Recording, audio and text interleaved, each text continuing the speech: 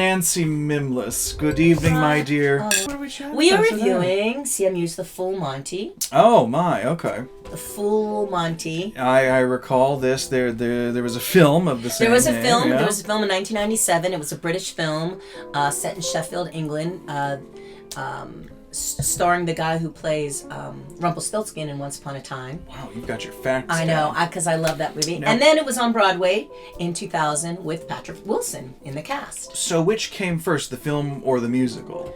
You know, I think the film came first. Terrence McNally wrote the music, so I don't know that. I did not research that, but I know that it was on Broadway in 2000. Okay. I saw it with Patrick Wilson. I think the film came first. Yeah, no, the film came in Okay. 1997. Okay, yeah. So the film, but I don't know if there was a musical version of it first. But it was kind of cool to see, you know, I'd seen it with Patrick Wilson on Broadway playing Jerry, the lead, and now I saw it here. So it's all come full circle. Directed by Patrick Directed Wilson by as Patrick CMU. Wilson, Associate Director Andrew Smith. And let's get all these people out. Choreographer Tomei Cousins. And I do want to say this to the crew because the set was pretty CMU amazing.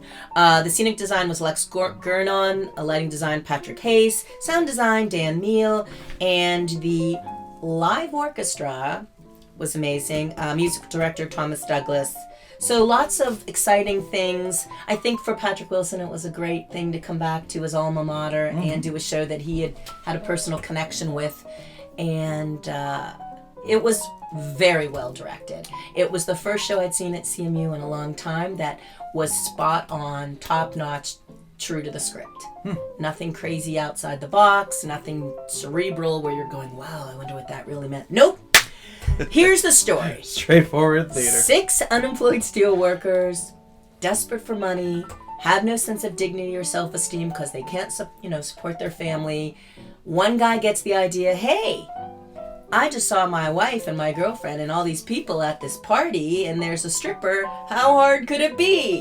Let's point out some of the amazing performance. The 6 men, played by Michael Ledbetter as Dave, in a fat suit. He's like heavy and he doesn't want to strip, but clearly that actor wasn't, so they had this fat suit on him, which was a fat suit. So he was played by Michael Ledbetter.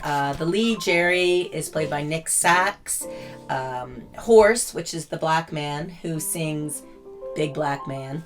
And his name is Horse? The character's name is Horse for Oh, reasons that you might think, but I'm not going to go into it. Yes. Avery Smith, Malcolm, played by Josh Grosso, and Ethan, played by Adam Stern Rand. Those are the 6 guys, and then they have 2 of them have wives. Oh, and Harold, played by Chris Garber, who kind of looks like Victor Garber. I'm just saying. I don't know. They're related. They have wives played by, oh my heck, Amanda Jerry and Erica Olsen, who are kind of the wild, rambunctious. They're sort of like the dudes, you know. They're the ones who go to the strippers. They're like making the money because the men are unemployed, and so it's kind of role reversal. So here's where the brilliance comes in. Tomei Cousins makes these men look, the choreographer, makes the men look like they could not dance to save their lives, and real, very real, hey, these guys can't dance, makes them look like that, so that at the end when they get to the point where they're gonna be the strippers, you can see this evolve. They evolve, and it really looks like, hey, these guys learned how to dance, which is brilliant. Patrick Wilson's direction is great. I really, it moved at a good pace. It had the touching, warm moments between Ethan and Malcolm when his mother dies.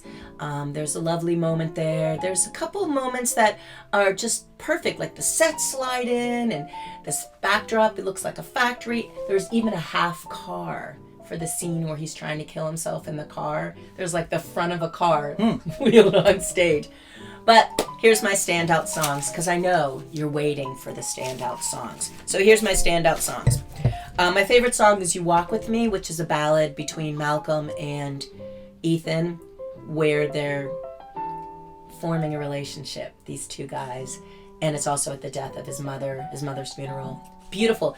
Best vocals in the show, those 2. That was the best. The funniest song is clearly the song Big Ass Rock, because they're helping. It's sort of satirical look about committing suicide, because he tries to commit suicide in the car and they save him, and then they're like, you could do a big ass rock, you could do, and they're coming up with ways for him to kill himself, which is sort of funny. kind of. The sentimental song for me was You Rule My World, which is sung by Harold and Dave as two husbands figuring out what to do, and then sort of a reprise of it is with the two wives trying to reconnect and tell them it's okay. They can be the leader of the relationship for a while. So that's a really beautiful moment. I said the orchestra. So here's the, you should see it. That's a must. You should definitely see it for a lot of reasons, which I can't really tell you. Don't ask the CMU engineering student sitting next to us because he was overwhelmed, clearly. Clearly overwhelmed. But CMU's The Full Monty is a crowd-pleasing, heartwarming, not holding anything back production. Check it out.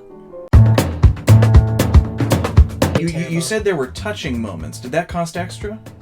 Oh, that is... Hey!